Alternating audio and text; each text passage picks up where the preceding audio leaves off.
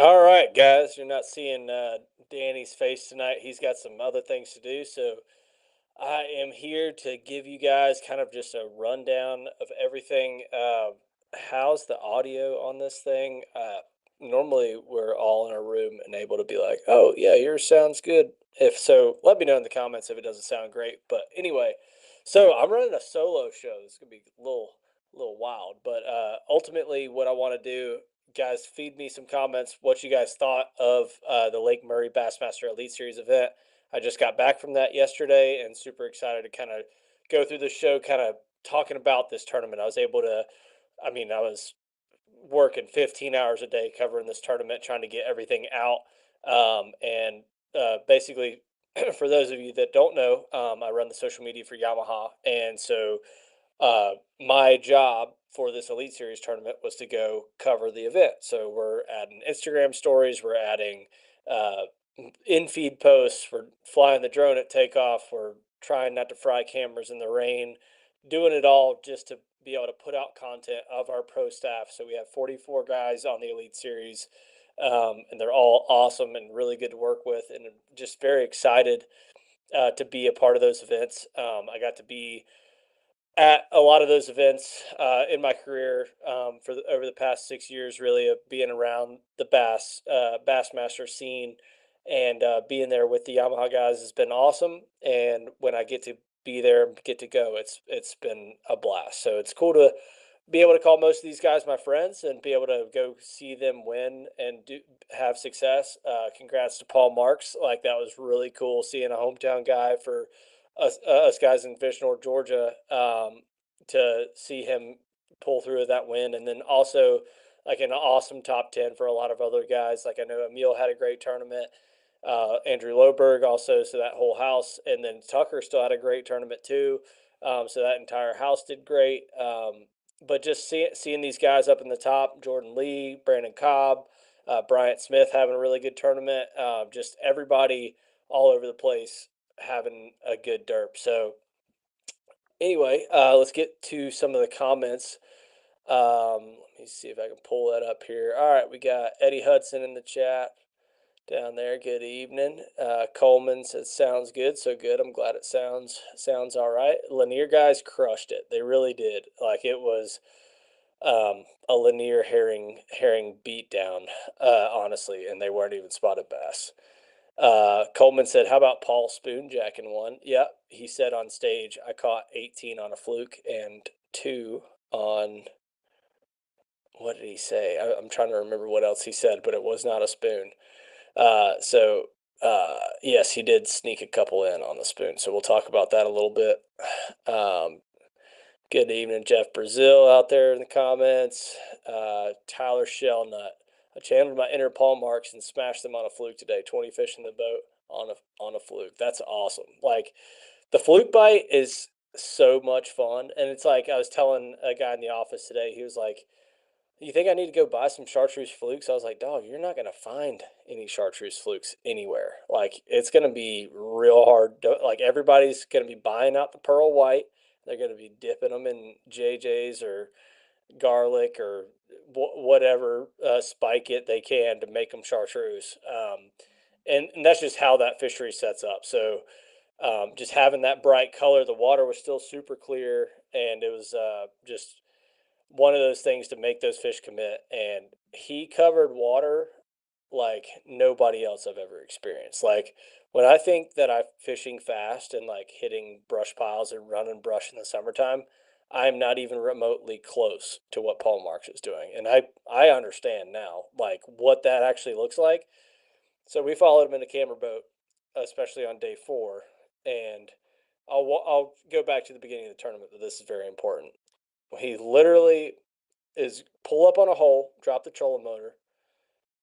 He unstraps his rod, grabs a rod. By the time he's doing that, we're finally coming off pad on the camera boat. Then in the beginning, I would walk up to the front to put the trolling motor in with my camera and get on him. By the time I got on him, for the first 3 or 4 spots, by the time I got my camera lens on him, he was already pulling the trolling motor and moving to the next spot. It was crazy. And he did that all day. And I think the key to covering that water and actually just being able to run these spots and wait for him to fire off, wait for him to start schooling or however it was, he is just running circles, burning gas, catching bass, and it was really awesome to witness. It was pretty cool. Um, he said two on a square bill. That's what it was. Yeah. So he did catch two on a square bill for sure.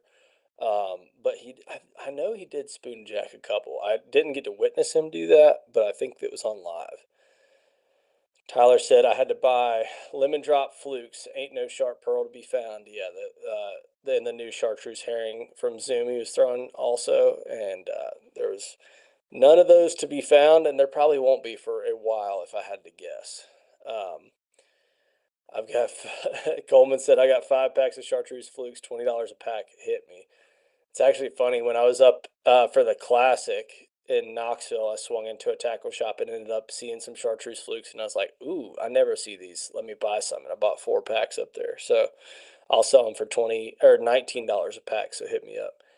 Um, Everything good with Danny? Yeah, Danny's doing great. He's so with his new job with Digital Sportsman, he's got a meeting from 8 p.m. to like 9:30 tonight because the guys are on the other side of the world or whatever.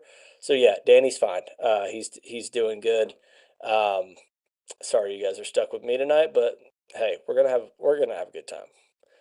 Um, Danny's doing good. Coleman, I wouldn't sell those. Is what Tyler said. Yeah, I mean, I feel like that bite could definitely be going down on Lanier. Obviously, he had to learn it from somewhere.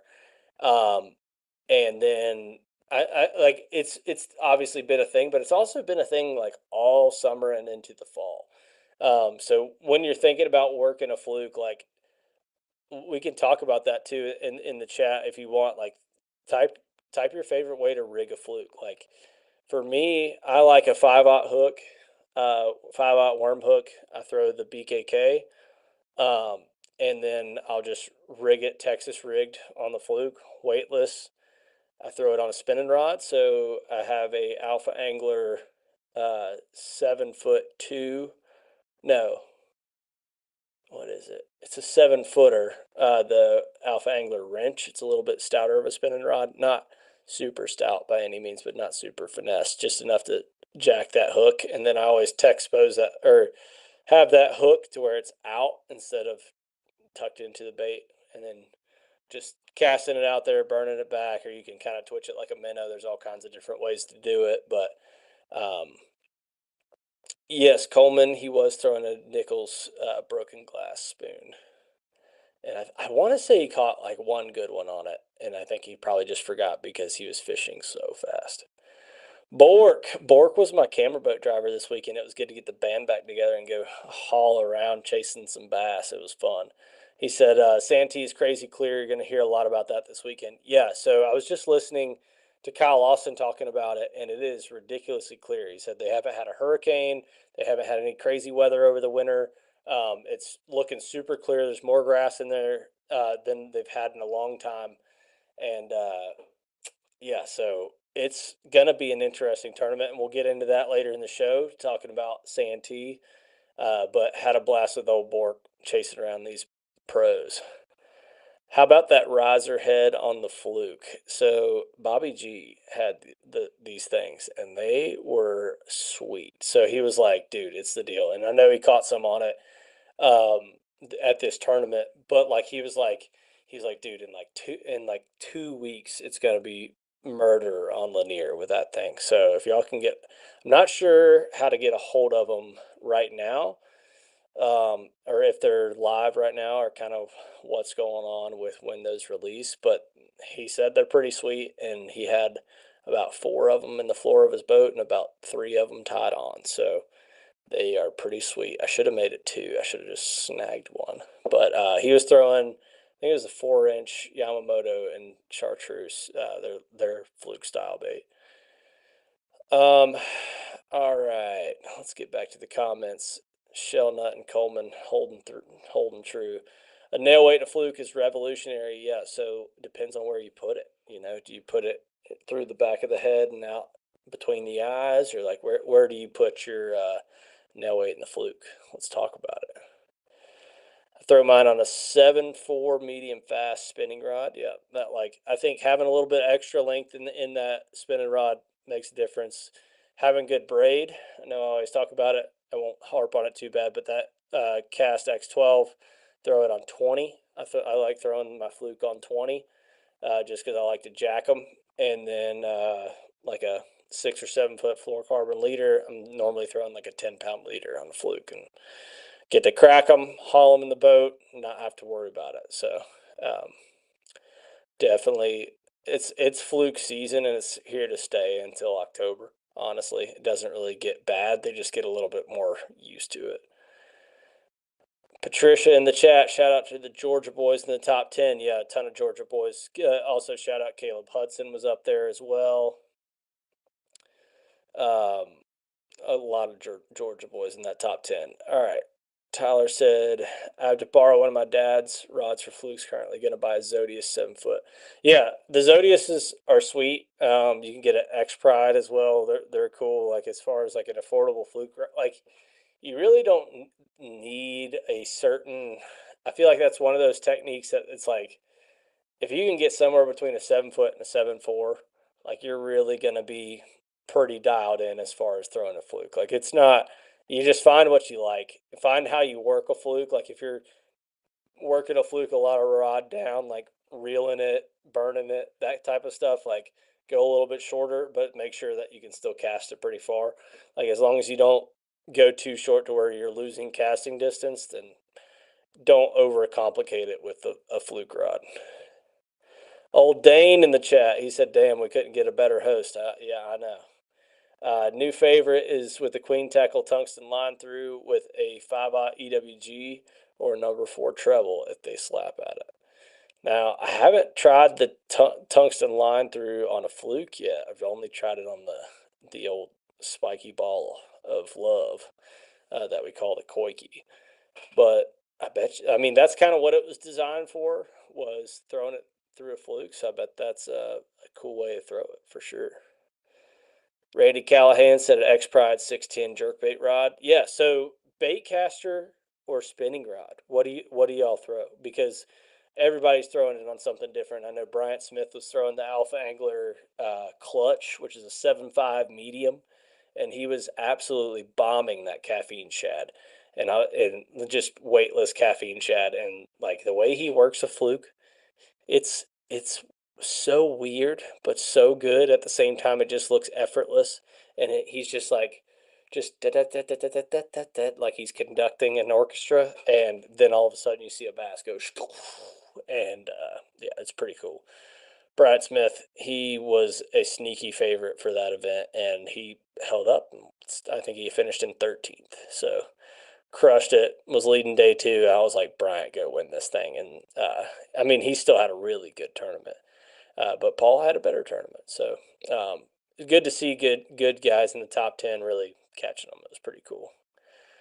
All right, Aaron said I used some lead tape and put it on the shank to get of the hook to get it deeper. Sorry, tongue tied there. Yeah, so I haven't messed around with lead tape. I've definitely done the lead wire. My buddy Joe LaBarber makes some lead wire jig heads, so I've done the 16th ounce with a little bit of lead wire on the jig head, and that's been pretty sweet for a Fluke. I like burning it super shallow. I know some of these elite guys were actually talking about taking a 16th ounce in a Sakamata, 5-inch Sakamata, because they're so soft, and running it right under the surface with that the cheekbones coming out of that thing. What do you call them? The wings. The wings coming out of the side of the Sakamata. They said it would rock perfectly, so it'd be like a little minnow V-waking across on a 16th ounce head. I think they said 5/0 hook, like a big hook, just to give it that weight distribution and something different. So give that a shot this next month before they really get out on the brush heavy. Dane said Fishco had a wing rig for the Fluke that gives it good action. All right, I haven't heard of the Fishco. I need to go check those out. Shellnut talking about the nail weight of Fluke. Said I put it in the back of the head. I tried put it in from underneath, but it didn't work so well. Yeah, so the only way I've been able to really make that work on like the nose rig drop shot hook on the front is through the back of the head, like you said, and right between the eyes kind of type of deal. So go try it out, see what works. I feel like ultimately a fluke just looks the most like a herring than any of these special Japanese JDM minnows. Like you can't mimic how good a fluke looks. And especially, I know a lot of these guys are boiling their flukes, make them a little bit softer, um, doing some little tricks like that. But honestly, straight out the pack, as long as that tail's semi straight and you go to pull that thing, it's going to go and then like, and it's a matter of just like running enough fish to where, like, if you're having all these fish, like 20, 30 fish come up after it and not eat it, and you go to the next point, it's the same thing. And the next point, it's the same thing. It's like, all right, change color is probably like if you're getting them to almost commit and then don't, that's when I'd go from a chartreuse to like a more natural or, and just try that out. But then, like Saturday, when Bryant had a tougher day, everyone was catching him on chartreuse. Every boat I pulled up on was chartreuse, and Bryant was throwing white. So I wonder if had he been throwing a siren caffeine shad, would he have caught an extra fish? Who knows? What do you guys think? Let me know in the comments. Um, but color does, I feel like, make a difference, especially with that water being so clear. Murray was more clear than it's ever really been. So definitely trying to play around with it and experiment. Have a couple baits tied up on the deck. Coleman said, "Yep, throw mine on 20-pound X12 with a 15-pound Invisix leader." Yep, I mean that's a sweet setup for a fluke. I like 10 just because I feel like I don't need to go much heavier than that. But with 15, you can definitely wrench them in and not have to worry about much. I just pretty much throw 10 on almost everything. My minnows, my shaky heads, my except for a drop shot. I'll throw 7 pound on the old drop shot. But for the most part, flukes, any spinning rod application, I like me some 10 pound. And then to that 20 pound X12 braid. Patricia said heavy hitters is this week. I think that's MLF, BPT. All I know is Bassmaster's on Santee this week. So, but yeah, I guess they're. Let me know where they're at because I have no idea. All right, Tyler said I need to also replace my 7.2 medium light X Pride after I broke the tip for Koikis. For Koikis. Oh, he wants that rod for Koikis. Sorry, I'm getting. Need some water here. I haven't had to auctioneer ramble for a while. I need to replace my 7.2 medium light X Pride. Yeah, breaking the tip on a rod sucks. It's like the worst feeling in the world because then that rod's shut down the rest of the day. You can't use it. It might be your favorite rod. It might be your third favorite rod. It might be your sixth favorite rod. But at the end of the day, it all sucks. And then you have to replace it. And then you have to like cut your bait off and take that reel off and do it. It's just so like for a 1 inch mistake. There's a lot of women out there that have made a 1 inch mistake. Don't do it to your rods, please. Um, Carrying on. Coleman said the caffeine shad bombs though for sure. It's heavy. It is definitely a dense, soft plastic bait. I think it makes a big difference. I love this time of year having a caffeine shad and a fluke tied on. I will tell you, almost every pro I saw had a caffeine shad and a fluke tied on somewhere in their boat. And it was on the front deck almost always. Even Taku, even Koya, they had a caffeine shad and a Zoom Super Fluke tied on.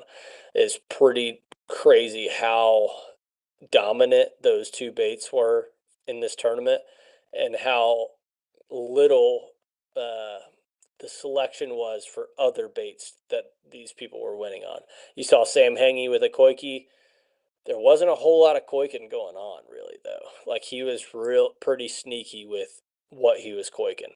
So very interesting, but a lot of these guys, I would say 75% of the field was Fluke and brush piles on going around main lake. Purrs in the chat. He said, "Hey, handsome, I super glue the weight into the belly." That's pretty sneaky. I've never even thought about doing that. Bork said a Sakamoto was originally marketed as a topwater fluke style bait. Fun fact. Well, we started tickling it deeper, and then now it looks like we're going blast in the past. It's like how people are starting to throw the Koiki as a topwater now and popping it like a popper. We're going in reverse. I heard Taku on a podcast. He was on Mercer's podcast, and if you haven't watched this podcast, you definitely like. I don't care if you hate tournament fishing. You should listen to Mercer's podcast with Takumi Ito. The funniest. He's talking about how Emil is scary to him. He said Mercer asked him. He was like, "Who is the most intimidating person on the Elite Series?" And he's like, "Emil Wagner." And he's like, "Why?" And he's like, "He just looks scary." And just talking about Emil. It is the funniest podcast ever.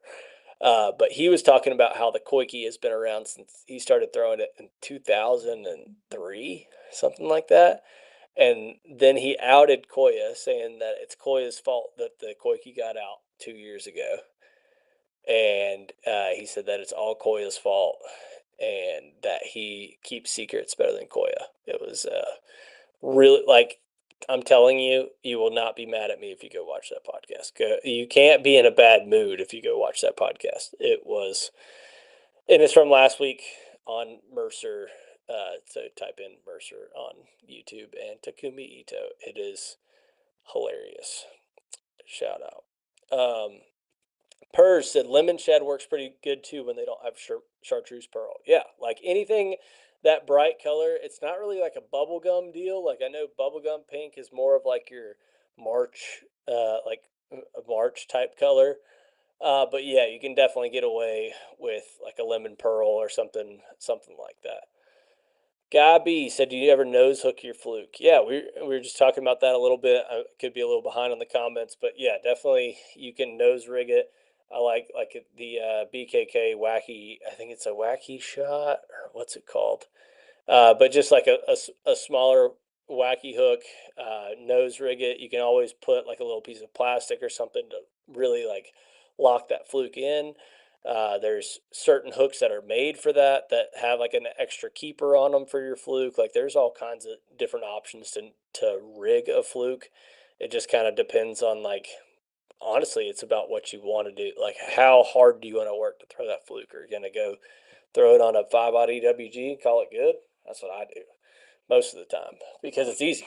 It's easier that way and still get the action that I want out of it. But there are certain applications where nose rigging it might get more bites. So it's all a matter of preference.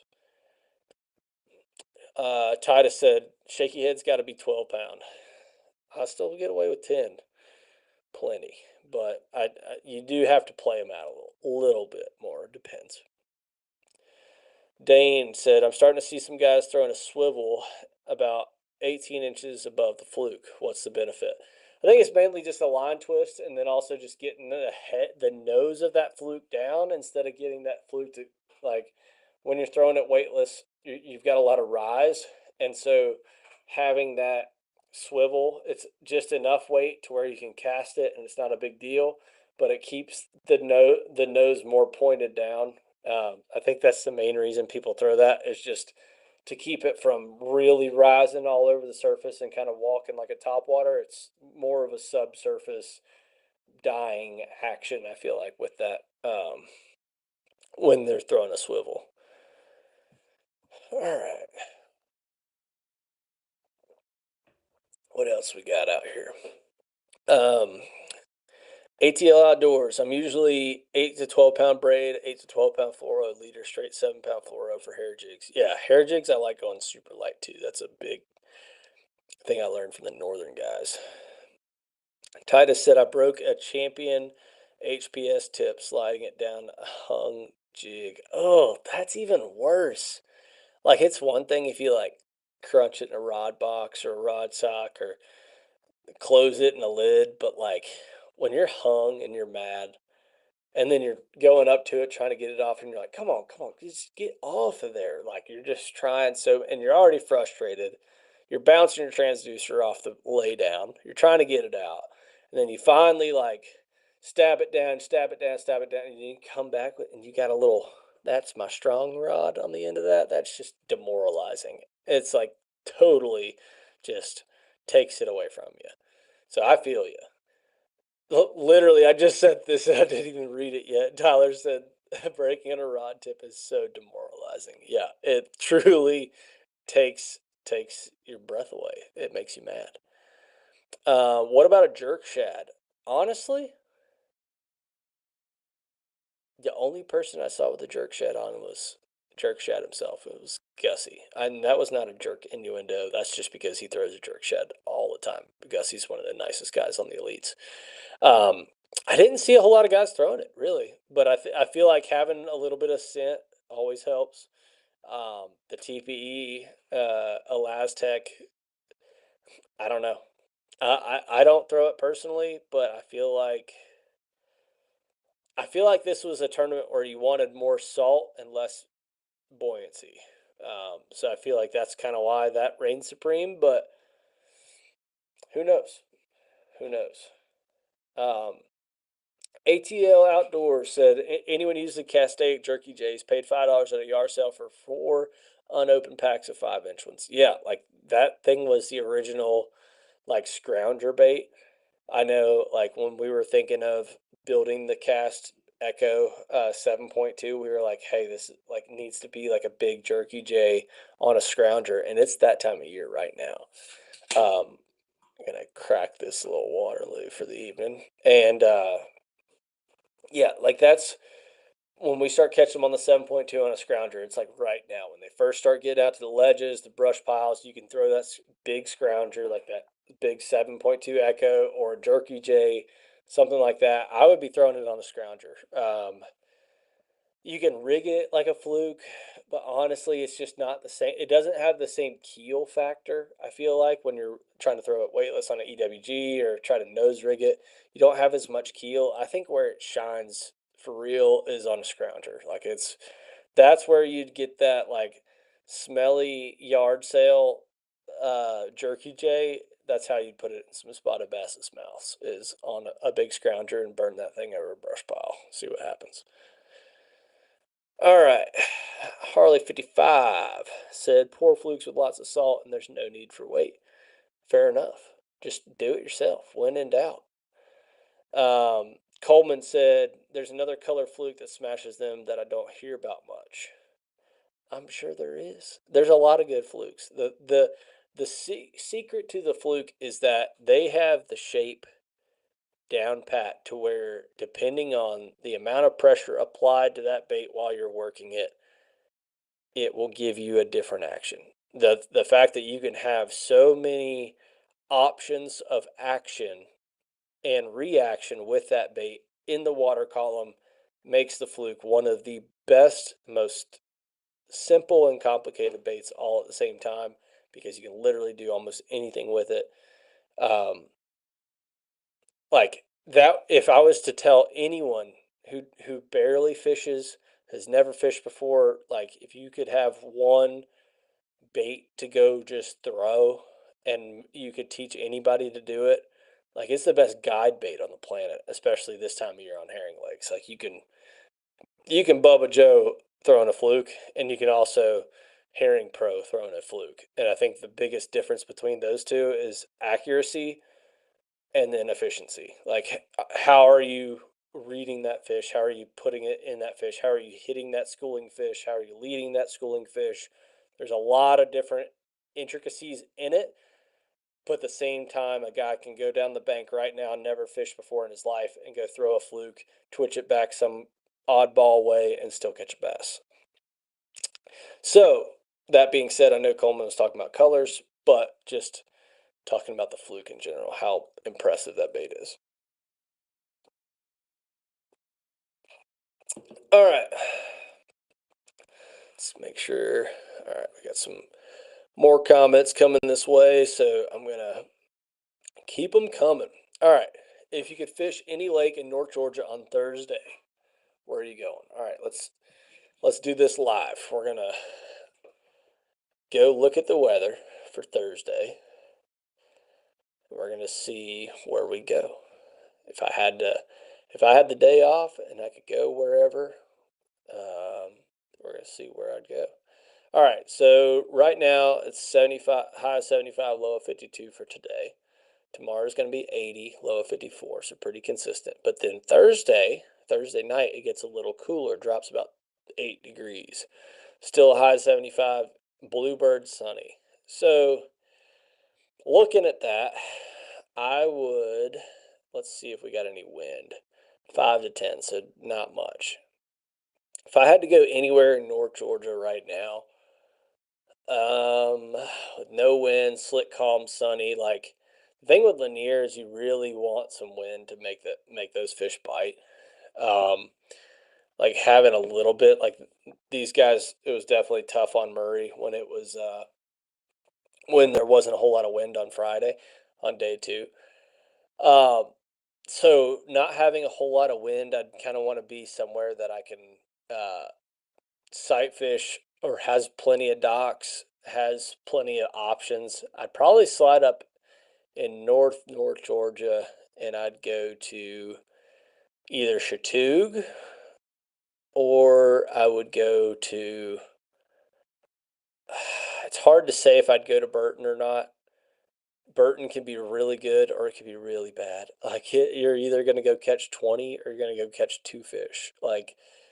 Um, so I would go to Chattooga because fish would be schooling more. I feel like Lanier, everybody's put out so many more brush piles that they don't school as heavy as they used to because they're always sitting on cover instead of chasing around herring. Don't get me wrong, they still chase plenty of herring.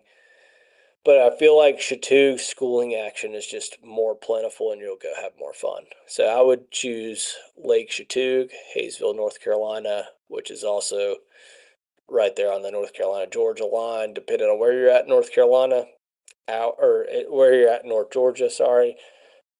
You're within an hour or two of Chattooga, and I promise you, you go hit every point on Chattooga, you got a brush pile on it somewhere, you go sling a fluke and a riser bait, and you're going to have a blast. So, NC Bass Puller, there's your 5-minute answer.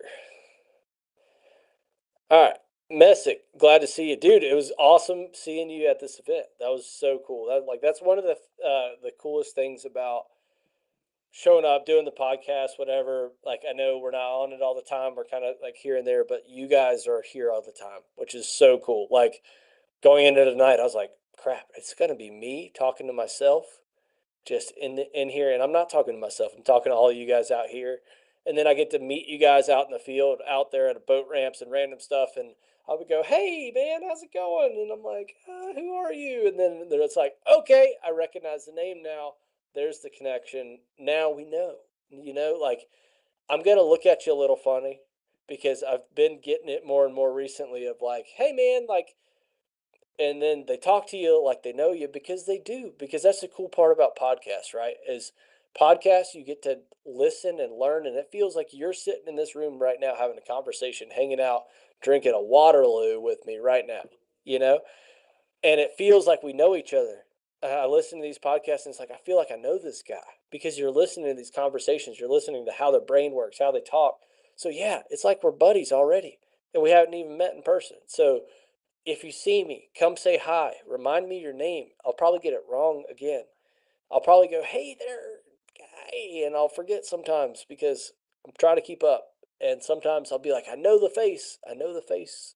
And just talk to me. I don't care. You're never ever gonna bother me if you see me fishing a brush pile. Come hauling butt on pad. Set her down 10 feet away from me. Just don't hit me. And say, "Hi, dude. How's it going?" Because I don't care. Like you're not gonna bother me. Come up to me in the store. I had Casey Weaver came up to me in Hammonds. I was on the phone FaceTiming Rob G getting some last minute stuff for Lake Murray. And he was like, "Hey man, sorry, I know you're on the phone or whatever." I was like, "Dude, I'm so glad you said hey because I would have never like if he wouldn't have said hey, then I would have been like I would have never known, right? So it's like go out there, like don't be afraid to talk to people, dude. Like just because we're in this social media generation where everybody's on their screens and phones and all this stuff, it's like nobody's better than you. Like just go talk to people, man. Like have the conversation. Like you cannot like I don't know, you can't go wrong. Sorry to get on that tangent, but Messick, it was nice to finally meet you, and I hope I get to see you again soon. Coleman said, "Go to Lanier." I mean, Lanier is so good. It is also so good, and Lanier on a weekday is 10 times better than Lanier on the weekend. So if you're going Thursday, Lanier, Chattooga. Lanier, they're going to be a little bit more educated. Chattooga, you're going to catch more fish. Lanier, you get the chance at a bigger fish. Linear, you also got a chance at a lot more spotted bass saying no to your bait because it's going to be slick, calm, sunny. So keep that in mind. Whereas Chattooga, they're not as pressured. I'd go put in at Ledford's Chapel and go bounce around Chattooga. You'll save a lot of money on gas. It's expensive these days. Might spend a little bit more on the truck, but a little bit less in the boat. So it all breaks even at the end of the day. But Titus said, "Are you fishing tuna tomorrow night?" So I'm in this dual custody program with Harrison Hines. So basically, I blew up my truck, sold the truck. I drive a beater now, so I can't pull my boat. So I've been fishing these Wednesday nighters on tuna with Harrison Hines. Well, he started fishing them with his boss Will Mitchell, or not his boss, his coworker Will Mitchell, and he's teaching Will how to fish. And so they started fishing these together. And when Will travels, he's like, Cleetus, come jump in the boat. So this week, I think Will's in town, so he's going to fish it with Will. So I'm not fishing the Wednesday nighter as far as I know of this week. So we'll see. I've also was possibly supposed to go over to Sonar Pros and film tomorrow night, so it's probably a double no way I'm going to go fish. But there's a little derb on Lanier Saturday that I might actually go roll up to. I would like to actually go fish it, so we'll see. We'll see. Nate said, "I've been throwing the VMC swivel fluke hooks. I like them a lot. I hadn't even seen them. I think somebody just showed that to me actually this weekend, and I don't remember who it was with a little swivel on it. It might have been Bork. It was actually, I think it was Bork. Yeah, I haven't thrown them, but it is interesting. I'd like to. I mean, I'd like to see how they are." Randy Callahan said, "A Megabass Destroyer P5 flipping 1 pounder." Yeah. Coleman said, "Jerky J wants Jake Lawrence a lot of money on Eufaula on a scrounger." Yeah, for sure. Am I that behind in the comments? I make fun of Danny for being behind in the comments, and now I'm behind in the comments. Um, Coleman, I got a cooler I'll send you that is amazing. The sun, in the sun. Am I just not reading these properly? Probably. The best colors are left. A secret, for sure. Taku was talking about all kinds of secrets and why he keeps secrets because and like these guys would just rig up a hook. By the way, Paul Marks never had a chartreuse fluke on his deck when it was on site. I'll tell you that. These boys are sneaky, but he had a pile of them. He had a pile. I mean, a pile, a meat pie, cow patty pile of chartreuse and chartreuse herring, chartreuse pearl and chartreuse herring flukes on his in his trash pile in his boat, and it was wild. But a lot of these guys, they won't even have a soft plastic rigged up on their drop shot, on their shaky head, on their whatever, until they get to their first spot. It's crazy. Heavy hitters, Orange Lake, Florida. Oh, okay. I did hear about this actually. I don't keep up with the BPT very often, but what I did hear was just a fun fact about this event is that Orange Lake has been low. It's got giants in it, and it's been low and inaccessible because the boat ramp is too shallow, right? Like real hard to put in, kind of like I ended up in Allatoona back in January. And so apparently the state dredged it out like real recent. like real recent, to to allow this tournament to go on. And the fact is that this lake hasn't had pressure. They haven't seen a whole lot of koikis. They haven't seen a whole lot of new age stuff in a while. There's 8 to 10 pounders crawling around everywhere. There's grass. There's Florida bass, and it's gonna get interesting. There will be. It's not a matter of if a 10 pounder is gonna be caught. It's gonna be a matter of how many.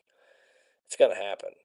So that could be a really cool event to watch. Like I said, I don't watch a whole lot of that stuff. I might actually tune into this one. But if it's on the same time as Santee, I'm probably gonna be watching Santee because that place is cool. And so is Orange Lake. But I don't know. I'm just a Bassmaster fan here. When Tyler Shellnut speaks, I'll listen. Take that with a grain of salt. That's all I got to say. Nah, I'm just kidding. Tyler's good people. He's been catching them lately. I like seeing the young guys catch them because the thing is, when I was 19, 18 or 19, I was still figuring out what a drop shot was. I was still figuring out, like, how to fish. I was still like starting to learn all that stuff. And he is so far ahead of that.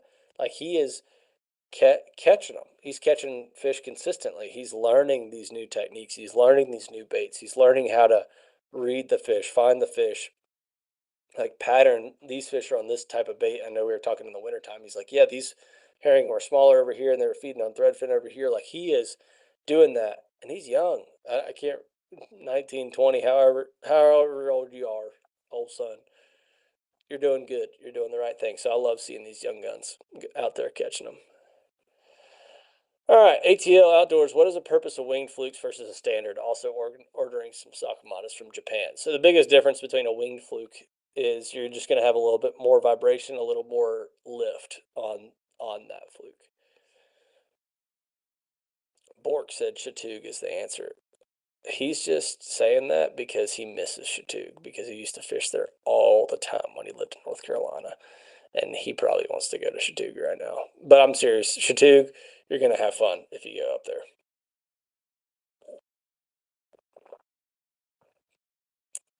And Jerry said, yeah, that's their version of the Sakamata shad ultimately, but it's not near as salty, as heavy, and not near as soft. So it's really just a fluke with a little more lift is all. He said, thanks, man. Going to make the best out of a day during the week. I'm 30 from Burton and an hour from Chattoog. 30 from Burton and an hour from Chattoog. Dang. If Burton was in my backyard, I'd fish there twice a week.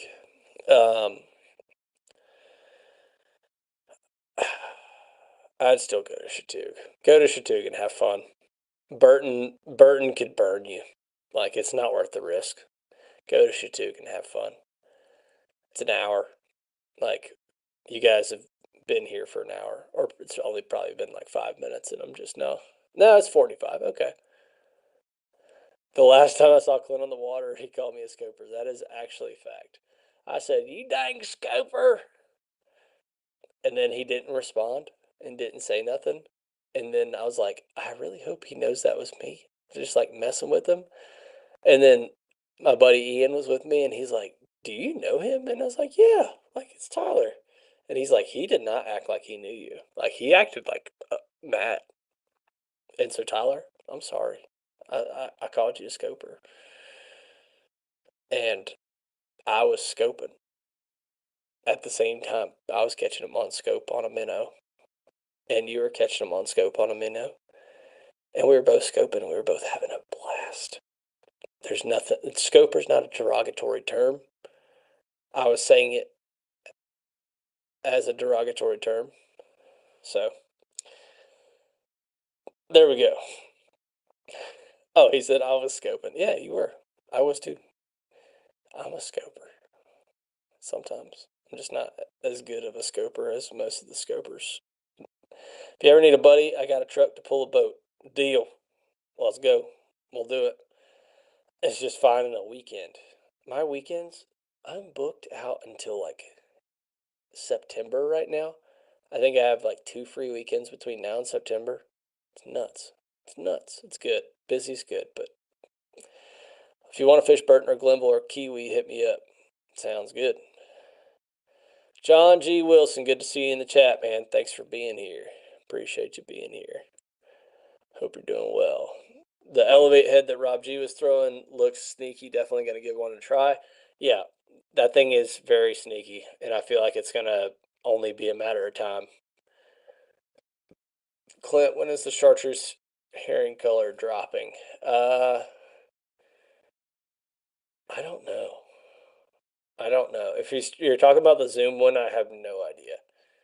It's probably going to be a month or two. If I had to, like, this is just complete speculation guess because I have no idea. I haven't talked to Paul about it or anybody.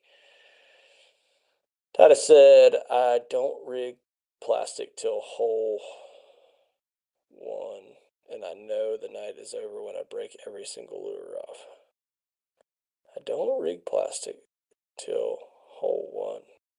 Oh, till the hole one. Got it. Okay. Rolling up on the first spot. And I know that night is over when I break every single lure off. Sorry, I had to really read that one. We got to keep Glenville quiet. I'm going to remove that comment for sure. Commentators were irritated that Fujita was blocking the camera when unhooking a fish. I remember once it looked like he was dragging a sea rig. So I guess Koya was on camera. That was day 3. Yeah, because he had a camera guy in his boat when I was there. He caught one. I have the photo right here. It was on some sneaky stuff. It was like a big panfish looking bait. And I will go into how he was fishing. It was insane in the membrane. Let me find this photo though. Okay, where is Koya? There he is. All right, so we'll see if it picks it up. Got to turn the brightness down a little bit. A little too bright for little lies out there. All right, so there's Koya hooked up right beside the bridge. Hooked up spinning rod, right? Bait caster. Sorry. Thought it was a spinning rod for a second. And so here is the zoomed in closest I'll ever get to seeing what he's throwing. Keep in mind I'm 300 yards away. So in that mouth, it's as close as I can really get, is like a 5-inch bluegill style bait. Don't really know what it was, but I think he was throwing it at fry garters. But here's the story though. We pull up on him. He's fishing retreads out in the middle. There's like a shoal, and it's right here by Drew Island. And he gets up, he's power pulled down, he gets up, he makes 2 casts with a spinning rod, and then he puts his bait in his hand. He goes down, he flips his lid open, and he cuts it off. And then he's rigging 5 minutes. I thought he just decided to change. Rigging 5 minutes. Ties up, closes the lid, comes back up to the front, makes 2 casts. Puts it up, grabs his bait again, cuts off, rigging again. And I'm like, we've been covering him for 10 minutes or for 12 minutes and 10 of it was him rigging. And then he gets up, he like moves around a little bit, makes 2 casts, back to rigging, cuts off, same rod, he's cut off 3 different baits, goes back, he starts easing closer to the bridge, ties that bluegill looking thing on. Now keep in mind, he was changing baits, like they look completely different. I don't know what they were. One looked like a centipede, one looked like a geliconth, and then another one looks like this bigger bluegill. He goes over, he's pretty far away, and then all of a sudden, that rod's bowed over, and I'm snapping those photos of him hooked up, and he catches that 4.5 pounder. I covered him for 30 minutes. 26 of them had to be him down in the bottom of the boat rigging. he is on another level of dialed of just feeding that fish what they want or what he needs to make them bite. It's incredible. It's really cool. Um, I could never fish that way. That looks so frustrating to me. Like once I rig up all 12 of my rods on the deck, I normally am not cutting very many off. I'm normally sticking to those. So I don't know, but there's a reason he's on the Elite Series, and there's a reason he smashes them on scope and without scope. He'll probably win Santee this week. Who knows? All right, let's keep on getting down into the comments. Jeremiah Giles, good to see you in the show, man. Winged Fluke sucks. Sakamata Shad just had a huge restock everywhere. Probably a few stragglers left. Yes, they restocked. I want to say yesterday, and then most of them have sold out. But Jeremiah also said, whole point of the Sakamata was a fluke bait that would rise and skip high in the water or on top. Finding out as an insanely effective strolling bait was a happy accident that took off 100%. And I feel like a lot of these baits are like that. They're designed like the koi key was a popping topwater spider looking deal, and guys are weighting them to where they're more effective down in the column. There's so many baits like a beetle spin when you can Carolina rig it and put it in a different part of the water column. There's so many baits that you just weight it a little bit differently and they're super effective. All right. No, Clint was just locked in. Yeah, I wasn't that locked in. All right, Bork wants to switch gears to Santee. Let's guess total weight for Santee. Kyle Austin says 115 to 120. That's bold, Cotton. Yeah, I think it's going to take 27 a day. Let's see what that is on paper. They're post spawn though, but they're still giant. 27 a day times 4 would be 108 pounds. So yeah, I mean he's not that far off there with 115 to 120. But yeah, I would say this is their best chance at a century belt. If they had scope, I mean for sure. But it could be 92 pounds too. Like it could be, I would say, if I had to guess, I would stick with like a 106. That's probably my guess for total weight. Let us know what you guys think in the comments below, and I'll keep pulling these up. Jerry has a good question. What's up, Jerry? Good to see you. Jerry was another one that I met out there in the field randomly at a Bass University event. It was awesome getting to meet you there.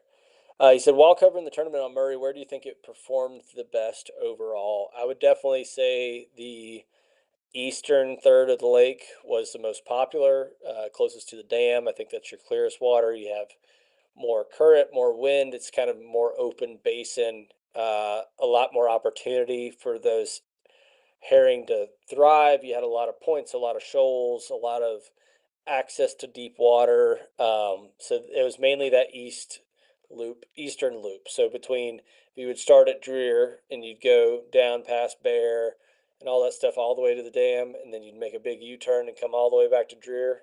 Like that general area of the lake is where 90% of your field were catching them pretty good. So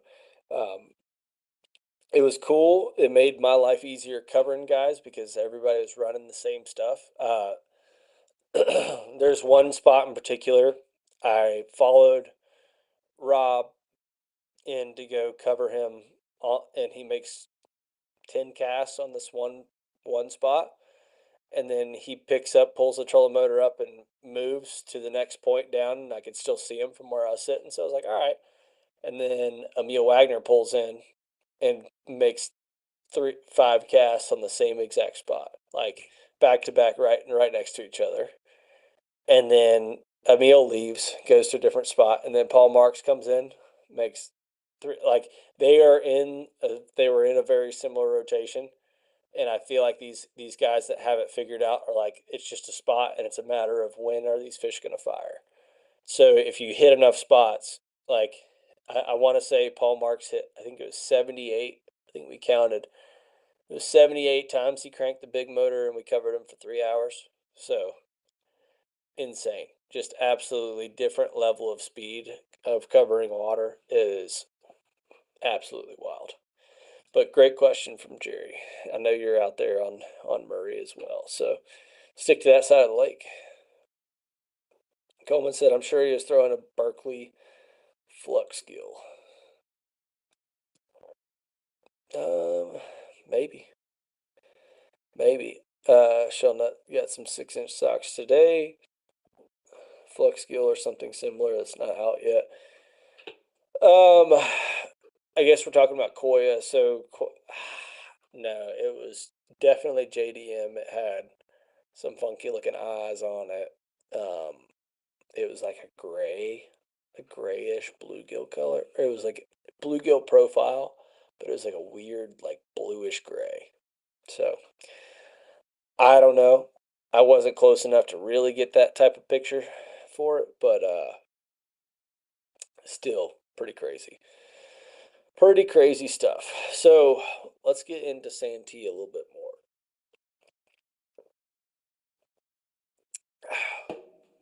Sorry. This whole straight up rambling is Imakatsu makes a soft plastic bluegill. I've thrown their, what's it called? It's an Imakatsu jointed like a Sabile. What is that thing called? It's something weird. Like it's a weird name for it too. It's Imakatsu Javelin. That's what it is. That thing is a sneaky little herring bait right now. I threw it last year on. I had a tournament on Kiwi, caught a bunch on it. But you can rig it like Texas rigged, and it's like got a ton of joints, super soft. That's the only thing I don't like is they come in like a 4-pack, and you'll go through all four in a tournament day for sure. They're like super hard to find. They're like $20 a pack, but they are definitely a sneaky little herring bait for sure. Let's see, Soccer Holden. Listening to talk about earlier about broken rod tips, I've broken 2 off recently just being clumsy, both about an inch. Can I trim down to the next eyelet and still use the rod, or is it best to get it fixed? Dude, take you some pliers. Trim down to the next tip. Sand. Take a little piece of sandpaper and sand that tip a little bit. Make sure it's not sharp. Gonna cut some line if the line happens to go over it, and send it, dude. Like, if you don't have $100,000 on the line, like, who cares? Like, fish it, just fish the broken rods. And you know what? You can always get a new one, but you might as well throw it until you think it's actually hurting you by throwing it. Like, it's not going to make that much of it. Like, yes, you're going to lose a little, excuse me, you're going to lose a little sensitivity. You're going to lose a little technique out of that rod, a little bit of casting distance. Yeah, that inch does make a difference in that scenario, but for the most part, it's not that big a deal. Freaking run them. Coleman said he was throwing a huddle gill. Maybe. Shellnut said the soft plastic Sabile. Yeah, that it's a Imakatsu Javelin 185. I want to say is the size I have. They're pretty sweet. Pretty sweet. He said I need to try one. Yes, you do. Give it a shot. Bork said, shout out Hackney, caught all his fish on a square bill. He had some bags. Yeah, he had 23 on, when did I talk to him? I want to say that was day 3. Yeah. I mean, he was doing some Hackney stuff, and he was catching them, not on the herring deal. That's pretty cool. I love, like, we get so focused on these Bassmaster events getting one a certain way because First 2 days, you only have 6 cameras. Last 2 days, you have 10. Like, you're only seeing like 6 to 10% of the field and how they're catching them. So when you think about it, you're like, okay, this tournament was won on the fluke, obviously, but there's so many other guys out there having great tournaments like Hackney, catching them doing something completely different.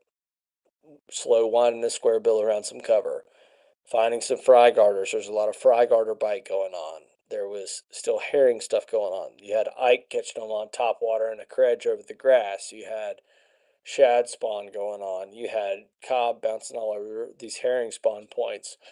Like, there was so many different ways that don't exactly get talked about, because you got to think you only have cameras on 6 to 10% of the guys, and those are just happen to be the top 6 to 10. So being able to also think outside, because like, beneficial and information for us as anglers, like, yeah, it's beneficial for us to know the guys, how the guys won, but you got to think Paul won catching, I think it was 91 pounds of bass, had some 20 heavy 20s, 25-pound bags. That's awesome. But you got a guy in 15th place that's also catching 20-pound bags. He could be doing something completely different. And that's a different technique that could help us as anglers not only have a fluke tied on, but also have a square bill tied on. That's all I'm saying. It's like, look down the leaderboard as well as how some of these guys are catching them, and that's more information that you can use in the future, because like, these guys are so good. None of these are running patterns that are truly just the wrong pattern. Like, they might have the wrong timing, but like, it's not like most of the baits these guys are throwing are not the wrong baits. It's just the poor timing. So like, it's a good indicator of like, hey, he's throwing this now. Like, a lot of the guys that I watched, I didn't see him catch a fish, but I was watching what they were throwing to catch a fish that they have caught fish on previously in this tournament. And sorry, past my bedtime. It's been a long week. But being able to take notes from these guys and kind of like these different baits. You had some guys throwing sneaky little herring baits. There was some other sneaky little stuff. And so it's like, I picked up on some of that. So that's pretty cool to be able to have something like Bassmaster, and then also having these other social media outlets, different sponsor pages, the anglers' personal pages, their YouTube video that comes out months later after the tournament. Like, being able to pay attention to the guys that not only top 10'd it, but also pay attention to other guys that got a check doing something cool. Because, I mean, or even guys that didn't make a check. You had Polinick catch 19.5 pounds on day one and then struggle on day two. Like, these guys catch them and do some cool stuff to catch them, and it's all techniques that you can go apply on Lake Allatoona, on Burton, on Chattooga, on Lanier, on Kiowee, Hartwell, out in Texas on Fork or Ivy, or Lake Austin, Lake Travis, like these clear lakes in Texas. You got Oklahoma, you can go out to Kentucky Lake, like clear water, clear lake. You can go out to Bullard's Bar, like all these different places, and go replicate what you just saw happen on Murray. You can see the flukes, the square bills, the pink drop shot worms, all that stuff applies. So watching these tournaments, it helps. And that's why we're having this show, because I'm trying to give you a recap of everything that happened at Murray, because I was lucky enough to be there. So that was cool. All right. The rod repair kits are pretty easy to use if you have both pieces and some new tips. Also true. I've never used it, but either way, it could definitely help. I know a lot of guys that put a replacement tip on. Most people I see put the replacement tip on, the tip looks so much bigger than the rest of the rod. I feel like I'd rather just not have one on there. My voice is getting dry and scratchy, boys and girls. I'm sorry. All right. Jerry said, if you're covering the tournament at Santee, I am at the house. I was at Santee yesterday, and got told to come home because I couldn't go do the project in Charleston I was supposed to go to. So we're not covering the tournament at Santee, but if I was, he said, be careful. The lake is down almost 2 feet from what I hear. They can easily spell trouble for your lower unit. So actually, I was there yesterday morning. Um, got to poke around for like 2 hours while I was waiting on confirmation if I was going to Charleston or not. And we rolled across a stump or two and caught a bass or two. That's pretty cool. But yeah, it's definitely a little bit low. There's definitely still gators. There's definitely still snakes in the trees. Definitely spider webs everywhere. Um, there's a bass in the very beginning of the morning that I made eat a freaking herring spawn topwater bait. I actually talked about it a couple weeks ago on the Topwater show. It's the Duo Realis 110 in a super herring color. Like literally first 5 minutes caught one on it, and I was like, still had all my herring stuff tied on, nothing tied on for Santee, and I was like, I'll just throw this Topwater around for a minute. Just pretty cool. I don't know if I think we'll see a little bit of that topwater stuff offshore, but like it'll be in and around grass. It'll probably be like your big saltwater spooks, like your bigger stuff. Um, I saw a lot of OGs tied on at Murray, by the way, but did not see a whole lot of guys catching them. I think that soft plastic bite was just so much better than the top water bite. But yeah, definitely hope these guys are going to be careful. We had a lot of props, slinging ears, and all kinds of stuff at Murray and all that stuff. And our service trailer guys are like, "Hey, we're running out of stuff," and I'm like, "Y'all are going into Santee is a worst place to not have an abundance of props." So it's going to be an interesting tournament. I'm excited to see how that goes. But I also think with it being later in the year, it's not going to be just Lake Marion playing. I think there's going to be a lot more of bouncing around. A lot of these guys going between the lakes, locating offshore grass, fishing some different post spawn stuff, slinging a big worm. I feel like the big worm is going to be the chartreuse fluke of this tournament. I think there's going to be a lot of old monsters, a lot of Zeus worms, a lot of big bull worms. Just it's that offshore summertime swimming it through the grass, heavy line bait caster, freaking donk, and then just reeling down, just cracking them. Like there's going to be a lot of that, and so that's kind of what I'm expecting to see. But you're also going to see a little bit of that heavy braid swim jigging, frogging, flipping, like no scope. Which even if they had, I mean, if they had scope, it would get one on the freaking Koike on stump somewhere, I'm sure. But it's still going to be a big string, big line, big weights, big bass, big stage, big dreams. It's going to be pretty cool. So I'm excited to watch this tournament this week for sure. He said that's the answer I was hoping for. Much appreciated. Love the insight to the Murray event. It was the first tournament I really watched. Yeah, dude. It's cool to be able to watch these.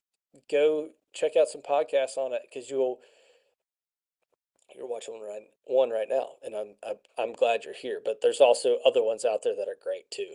Go check out Mercer. Go check out Bass Talk Live. Go check out these other podcasts. Luke Duncan. Um, Go check out these other podcasts because then you can pick up little nuggets on what they picked up on as well.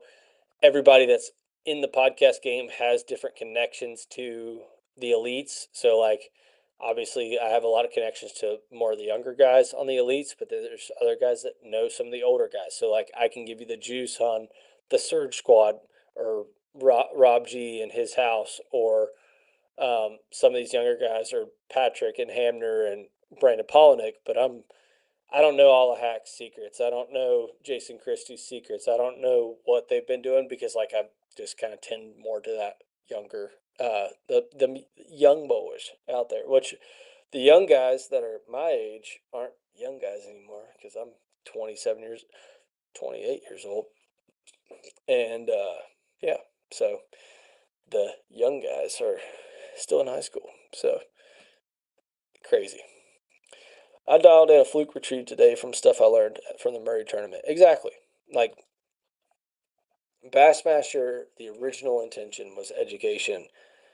And then I think we focus, and then it went to more of like entertainment.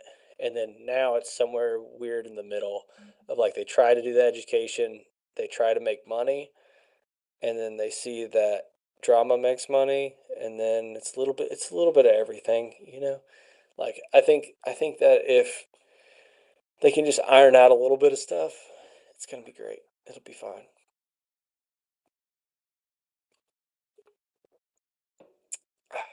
So sorry, my throat is struggling. I got like smashed with some congestion and allergies and all kinds of stuff. I went to Minnesota a couple weeks ago for the Dick Hiley St. Jude Bass Classic, which was incredible event, really cool event. And but it was 30 degrees at blast off, and then I fly back and it's 90, and over there all the pollen was blowing everywhere too because it warmed up to like 80, and my sinuses and everything. And then I've been running on 4 hours of sleep for like a week in a row, so the immune system's down right now, boys and girls. I hadn't been working out near as much, feeling horrible. Need to get back at. I'm back at it this week. But Coleman said I need to know how guys at West Point caught 24 pounds. Well, I have no idea, but that's crazy that it took 24 to win at West Point. Jerry said, does Santee have a lot more grass, as some people have said? Yes, a ton more grass right now. Like everywhere like we were pulling the trolling motor up, like every 5 minutes to pull all the grass off and everything, and we weren't even like really in it. So yeah, there's a ton of grass. There's a ton of offshore grass right now that they said has grown better than ever.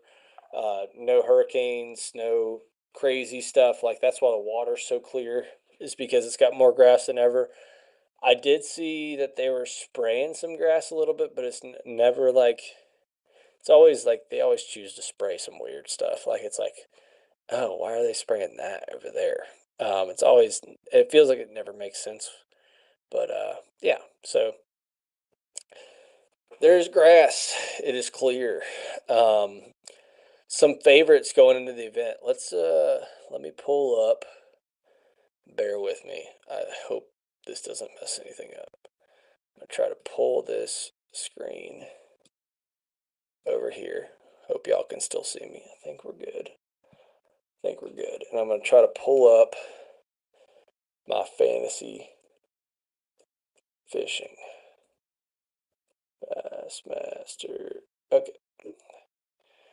And we're going to go through this fantasy fishing roster that I've got set. Do a little fingerprint scanner there so they have my daily fingerprint. All right. Fantasy fishing. We are kind of struggling right now. Had a really good tournament at Murray, though. So just to recap, Lake Murray, because I had my best tournament of the season. I had Trey McKinney. He had 280 points. He ended up in fifth. No, yeah, fifth. Easton Fothergill, which was my lowest placing finish at 28th, which Easton had a really good tournament. He had 20 pounds, 18 pounds, 19 pounds, like solid, consistent tournament. Peg South went from 44th on day one to 16th on day three. Robert G., he went from 23rd on day one to fourth place on day four. Pretty awesome. He had a freaking bag with a giant on day three, like slid him up in there. And then Aaron Jagfield, that was my sneaky pick. I knew he was a Clearwater sniper, and he stayed really consistent. 21st, 24th, 23rd, and ultimately finished 23rd in the tournament. So he had 21 pounds, 19 pounds, and 20 pounds. So that was my Lake Murray roster, all young guns, and it paid off. You know, you got young guns, Clearwater, and Scope. I'm going with young guns that are good at Clearwater and good at using the Scope. This week, the youngest guy on my list is Patrick Walters. Youngest guy on my list. Oldest guy, Greg Hackney. So let's go through the buckets that I have this week, and I'll click on the ownership percentage as well. So in bucket A, your top guys, you have Trey McKinney with 37%. Real hard not to pick him, but I went with him last week. Um, but I'm gonna take a bigger swing and a bigger guess this week on my guy. I'll get to him in a minute. Brandon Cobb is second in ownership. Drew Cook, Jordan Lee, Dakota Eber, Corey Johnston, and then there's my pick of Justin Atkins. So I've got Justin Atkins for this week at Santee. I think Justin's going to do good. He's been having a really good year. It just kind of sets up for him being able to get out on that offshore stuff, also fishing shallow, bumping some stumps, and having a good time. I don't think he's too scared of that. Bucket B, I've got the number one chalk pick, Patrick Walters. Local, he's from there. He lives there. He can see the lake from his backyard. Um, had a decent tournament at Murray, but by his standards, it was probably the worst he could have done. And so he's going to come back with an absolute fire. And he's going to start off with, all right, y'all. And he's going to talk about how he's going to absolutely dream crush everybody in this tournament. Patrick's going to be scary. You also have in bucket B, you have Fisher Anaya, Drew Benton, Kyle Welcher, Jason Christie, Seth Fighter, Easton Fothergill. Rounding out those top six in ownership percentage. Bucket C, I've also got another chalk pick here. Brandon Polaniak. Brandon Polaniak. He won here in the fall. And he's just such a adjuster that he could be a chiropractor. No, he bounces around more than a lot of these guys as far as like I'm catching them on a drop shot today. I'm going to be catching them flipping tomorrow. I'm going to be catching them on a frog on day 3, and then I'm going to close it out winning on a glide bait. Like he's going to do. He samples a lot and is able to adjust on the fly. That's why I picked Polnick. You also have Luke Palmer up there, JT Tompkins, Brian New, Tucker Smith, Emil Wagner, Pat Schlopper, Brian Schmidt, rounding out your higher ownership percentages in bucket C. Going down to bucket D, I got another chalk. He's a chalk pick now. He wasn't when I picked him. But Greg Hackney, um, he's either going to top 10 it or bottom 10 it. Like, he does, he's going to do so well. Like, I feel like just heavy cover. Like, this is a storybook tournament for him to win, you know? There's also in bucket D, you got Wesley Gore, which I was between Hackney and Gore. I think Wesley's going to have a really good tournament, but I'm just banking on if Hackney's going to top 10 or bottom 10, I'm banking on the top 10. You also have Hank Cherry, Will Davis Jr., Cooper Gallant, Brandon Card, Justin Hamner, Jacob Porosnik, KJ Queen, Sam Hangy, all down there bucket D. I feel like Hangy's a sneaky pick that's way down there in the ownership percentage, as well as Kyle Patrick could randomly do good. I was so glad to see him have a good tournament this week at Murray. That was pretty cool. Bucket E, you have John Cox, which is the main ownership percentage. John's been having kind of a rough year, man. I don't know. It just scared me too much to pick him.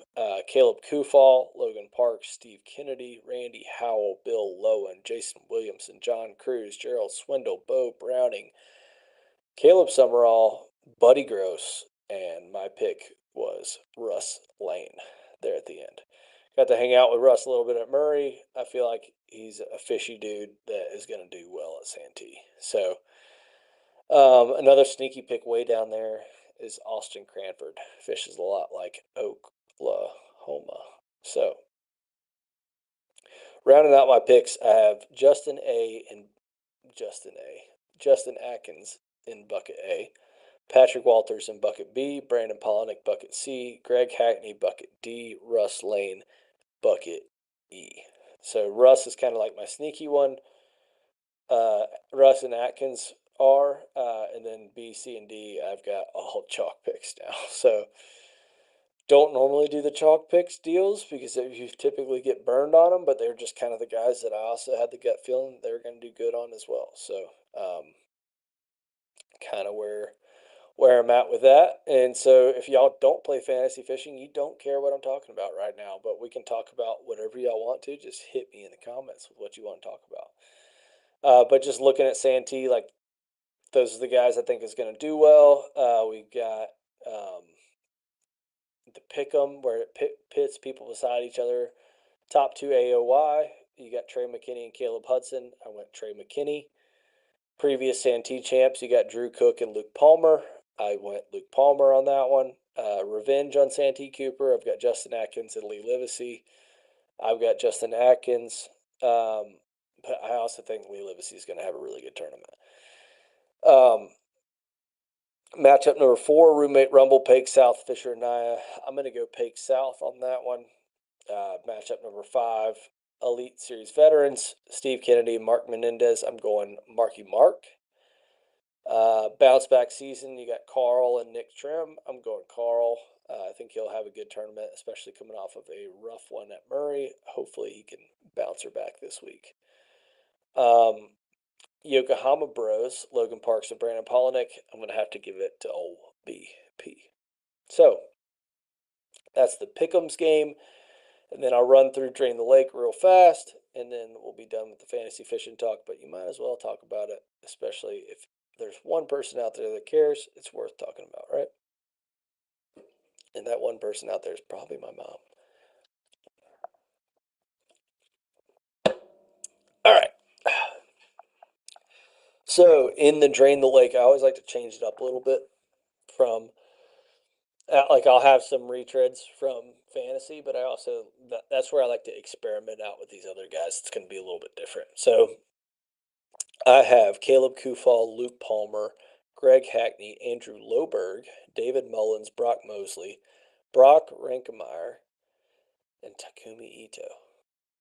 Out of all the places, when Drain the Lake, how this game works is you pick 8 anglers per tournament, and once you use an angler in the tournament for the year, you cannot use them again. There is Pasquotank coming up that's scope. There is Champlain no scope, and there's St. Lawrence with scope. And I'm picking Taku for Santee.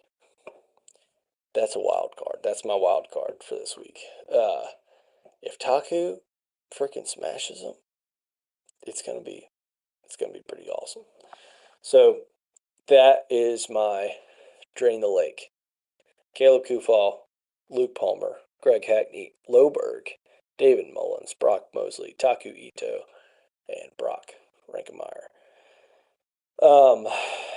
Tiebreaker weight. I'm going. I had 88.7 in here, and that's because I put this in 2 weeks ago. I'm going to go 106.7. Save. All right. That's where we're at. So I think Century Belt all day. All right. Let's go back over to the comments. It's been a little. Oh, they're all over here. Okay. Got it. All right. ATL Outdoors said, I love an old monster on a swing head and a wobble head. Yes. An old monster right now, especially on Santee, money. I'm a big Panger fan at BTL. Dude, Panger is really awesome. Like, even if you don't like the show, you should like Panger because has got his hands in so many different things. He offers up so much different content. He's fishing derbs. He's about it. He's got the street cred. He's sitting there grinding all the time. He's a fish nerd. Just a really cool dude. Gotta love some Panger. So check out BTL. I know he's actually live right now. I need to I'll probably catch the replay when I'm at the gym in the morning. But they're talking about some new tournament, which I'm sure we'll talk about on this show soon. After I hear more about it through Matt's show. So something to think on. Sorry. Shellnut said, I'm 21 in December. Sorry I called you 19, bud. I'm sorry. But December's far away, so you're closer to 19 than you are 21. I need the juice on Hartwell. Got an ABA tournament there Sunday. Dude, everything you saw on Murray is going to work on Hartwell. It's just run piles as fast as you can. Have a lot of brush piles marked. Fish shoals for the first hour. Like shoals, shallow. Make 5 casts on a shoal. Go to the next one. You'll be fine. Just run and gun. Throw a fluke. Throw a topwater. And that's it. That's it. And just run as many points as you can until you don't feel like running anymore. Even with gas prices, screw it. If you cover more water than everybody else, you're gonna catch them. You're just flat out gonna catch them. So go have fun, Mike. Go have fun. Out of 80 boats total, 1, 2, and 3 all had 20 plus, and fourth and below had 13 or less. Wonder how that could be. Dude, guys were struggling. Like it was a tough Sunday. So we had a sunny day Friday that was really tough, but I think Sunday was the toughest day. And obviously the weight showed that. But yeah, it was not ideal. Sorry, it's 9:30. We're probably only going to run for another like 10 minutes because I'm on the last leg. And I'm out of water. And Waterloo. So throat's only going to last so much longer. That's what she said. All right. Shellnut said the government's gonna steal my fingerprints. Dang, that was like 15 minutes ago. I'm Danny Pruitt, and you guys, I'm sorry.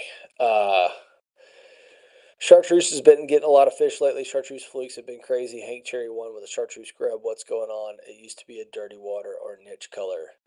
Well, Gunnersville's clearer than it's ever been, and so is Murray. So is Santee. So I feel like it's more of a clear water bait than it is a dirty water bait. Unpopular opinion. I think it's because this water's getting clearer, the way it refracts light. It's not necessarily the color as it is the way it puts off light. Think about how reflective a bait fish is in the water. How much, like, if you were to put a heat map on the amount of light that that bait fish puts off, you would see how it refracts off of the scales of that bait fish, right? Like if you saw how that light refracts off of those scales on that bait fish, and you think about a chartreuse fluke versus a more natural colored fluke. Well, what's the difference? The natural colored fluke is made out of plastic, soft plastic. The refraction off of that natural colored fluke is not like the refraction off of scales, right?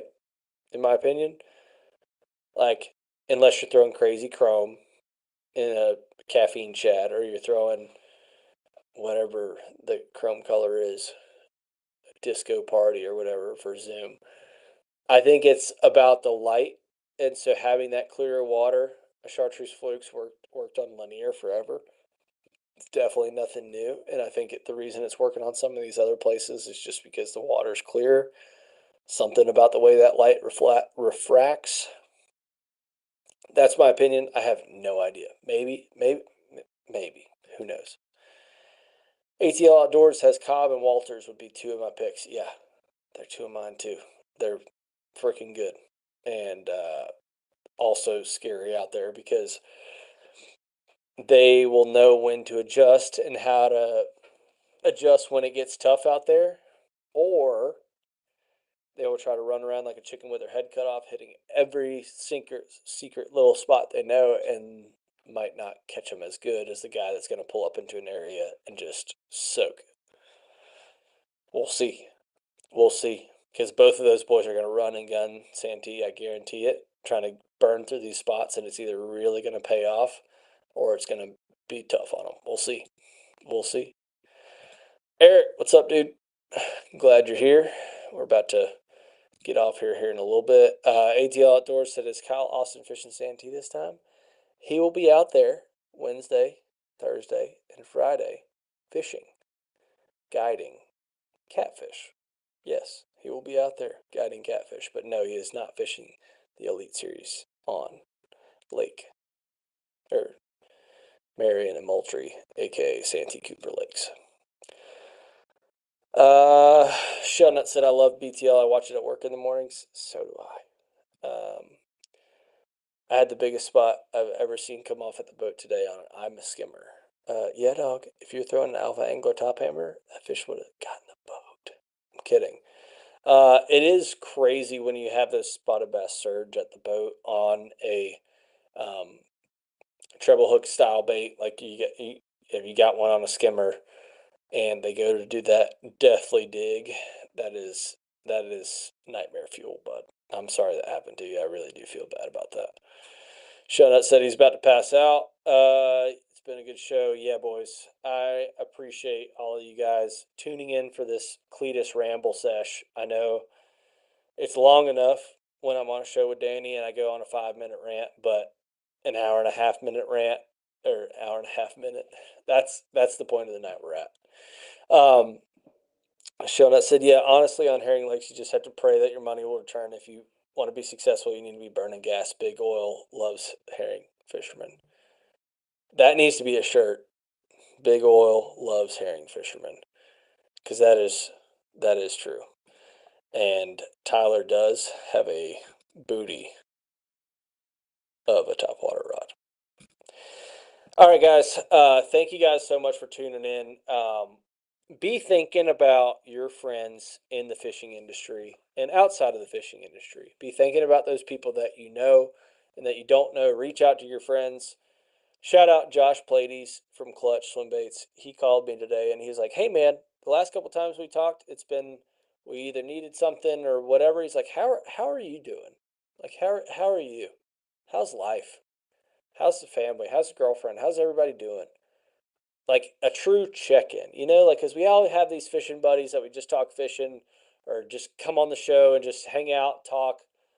Like as guys, we never really talk enough about what do we have going on. We never take the time to think about like how is our family doing? How is everybody doing back home? Like, did you call your mom on Mother's Day? How's your mom doing? How is this and that and that? And just check in on your buddies, man. Check in on these guys that you don't know very well.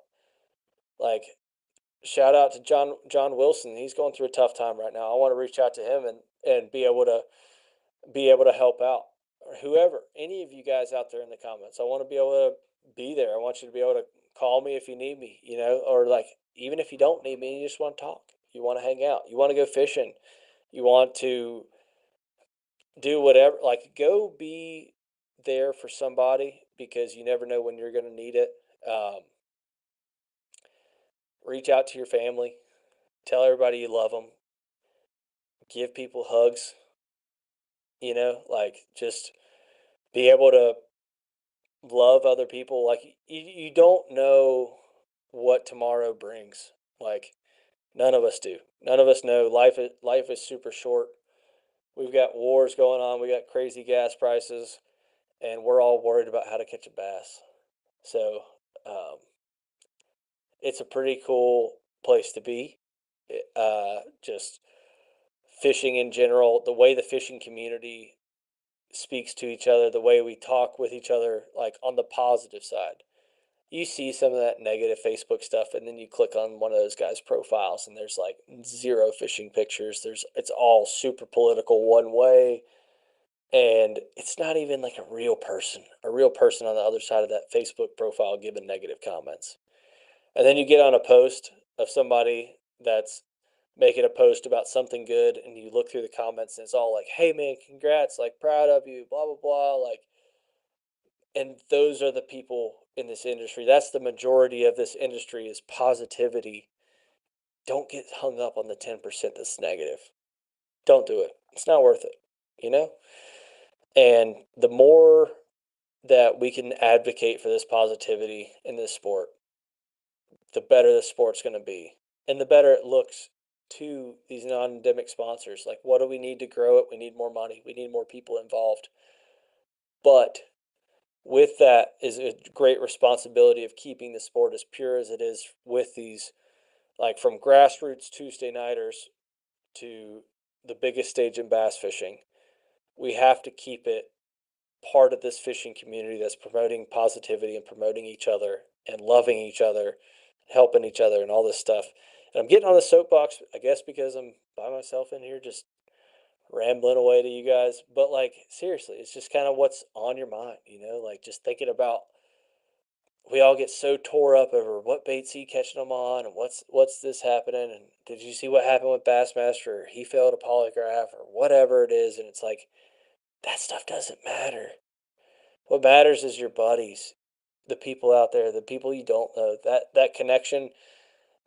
You could all of a sudden say something to a guy at a boat ramp of like, "Hey man, how's it going?" and talk to him, and 10 years later, you're fishing with him on Santee Cooper, and you guys have been best friends for 10 years, and you tucked his little girl in to sleep.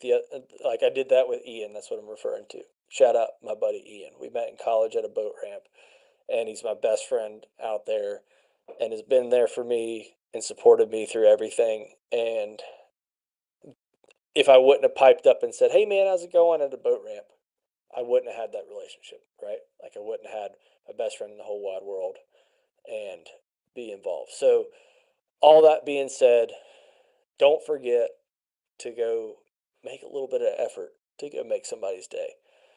Go take a little extra step out there, spend a little extra cheddar, whatever you got to do. Give somebody a better tip than you normally leave. Just do something good. Do something that makes you feel good. If you can do one thing almost every day, it doesn't have to be every day, but like it's got to be every day. Do something good. All right. With that being said, I'm losing my voice. Thank y'all for tuning in the comments. Tyler, Jerry, Coleman, ATL Outdoors, Eric, Patricia, all you guys out there. Thank you guys for always showing up for this show, no matter who's on.